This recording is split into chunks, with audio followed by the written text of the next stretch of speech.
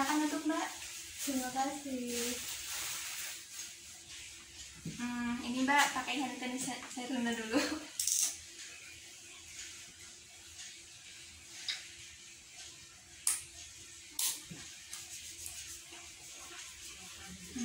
Dengan Mbak siapa? Saya Dewi Sandiawati. Dari mana asalnya Mbak? Dari Banjar, Mbak. Ada yang bisa saya bantu? Jadi gini Mbak, saya tuh mau konseling mengenai gimana sih cara menjaga kesehatan tubuh kita itu di masa pandemi. Karena gini Mbak, saya tuh takut banget ya kalau keluar rumah gitu, mau ke tempat-tempat nongkrong ataupun ke tempat kerja. Jadi saya tuh sebelumnya udah memakai protokol kesehatan, udah pakai hand sanitizer, sering cuci tangan, memakai masker. Nah, tapi yang saya takutin itu kan teman saya ya, ada ya Mbak, dia itu udah pakai hand sanitizer, udah pakai masker gitu, tapi bisa terkena gejala corona gitu Mbak. Saya tuh jadi takut, kesan ke sayanya itu parnoan gitu Mbak, kalau keluar rumah gitu, takut nih Mbak. Jadi gimana ya Mbak? Jadi selama ini Mbak udah menuruti kata pemerintah kan, yang kayak harus pakai masker, harus jaga jarak, terutama di saat pandemi ini kita juga harus mengkonsumsi makanan-makanan yang kayak akan serat, vitamin. Itu juga bisa kita lakukan supaya mencegah penularan virus ini. Kan Mbak, kenapa sih harus mengkonsumsi buah dan sayur, sedangkan kita bisa langsung delivery order kayak bakso, seblak kan, fried chicken atau mie ayam, nasi goreng gitu kan Mbak? Ya justru kalau kita mengkonsumsi makanan yang kayak sayur, buah itu kan ada serat-seratnya, jadi kita bisa makan vitamin.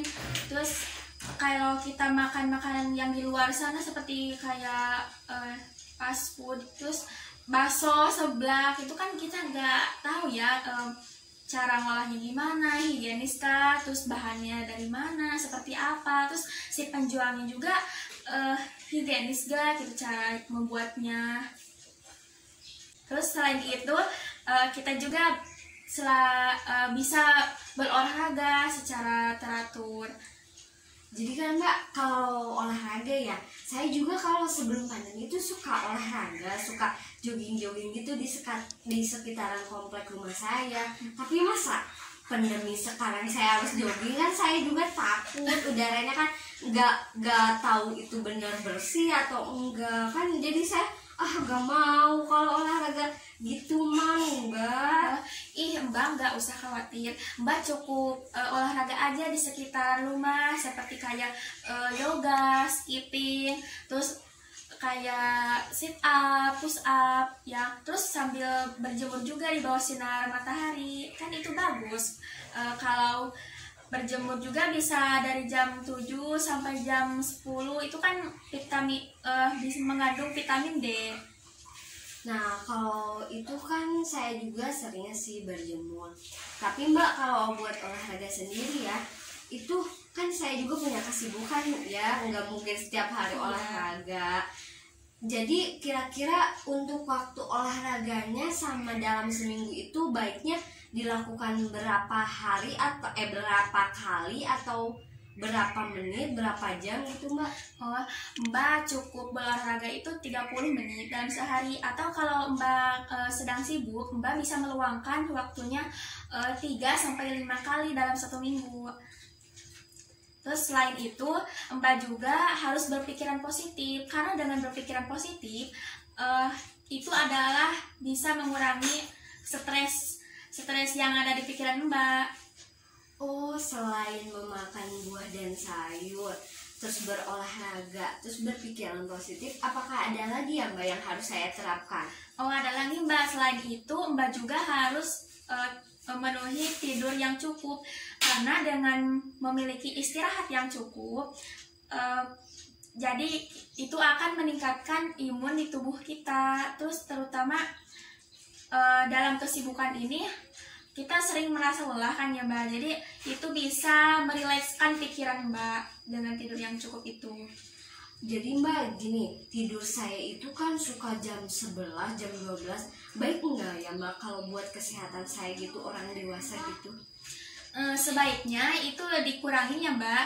Kan dengan tidur yang cukup bisa mempengaruhi kualitas imun tubuh Mbak. Terus seperti orang dewasa kayak Mbak itu biasanya tidurnya cukup 7-8 jam per hari. Oh baik Mbak, jadi saya mau simpulkan nih, jadi ya harus saya terapkan untuk menjaga kesehatan tubuh. Itu kan ada 4 poin ya Mbak. Yang pertama ada mengkonsumsi buah dan sayur secara teratur. Kedua, kita harus berolahraga tiap hari. Ketiga, kita harus berpikiran positif. Keempat, kita juga harus menjaga pola tidur kita agar teratur. Jadi ya saya juga kalau itu mah sekarang nggak perlu was-was lagi kalau saya menerapkan itu mau keluar rumah juga. Ya, nah Mbak, nah selain itu Mbak juga bisa menerapkan 3M. Yang pertama, kita harus mencuci tangan, menjaga jarak, dan menjauhi kerumunan. Baik Mbak, terima kasih ya Mbak udah mau meluangkan waktu buat saya untuk konseling sama Mbak.